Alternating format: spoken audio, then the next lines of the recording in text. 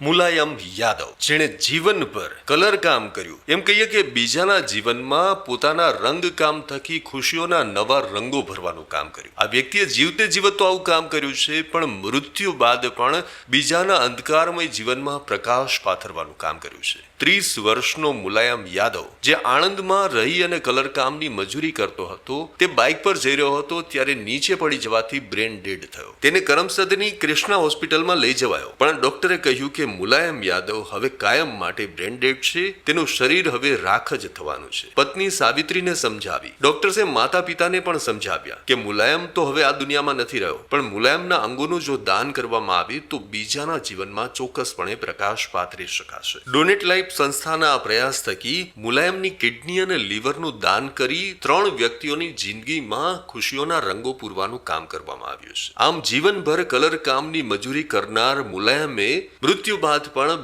બીજાના બેરંગ જીવનમાં નવી ખુશીઓના રંગ પૂરવાનું કામ કર્યું છે. આમ ડોનેટ લાઈફની આ યાત્રા જાણે એક આશાનું કિરણ છે. અંધકારમાં ડૂબેલા જીવનનો એક નવો ઉજાસ આપતી સંસ્થાનું નામ છે ડોનેટ લાઈફ, અને એટલા માટે જ ડોનેટ લાઈફ કહે છે કે આવો જીવનને જીવવાની બીજી એક તક આપીએ, કારણ કે એક જીવન બચાવવું એટલે એક સંસારને બચાવવો. અને ડોનેટ લાઈફ સંસ્થાનો એ નિર્ધાર છે કે હારેલા દિલોને ફરી એક વખત ધબકાર આપવો.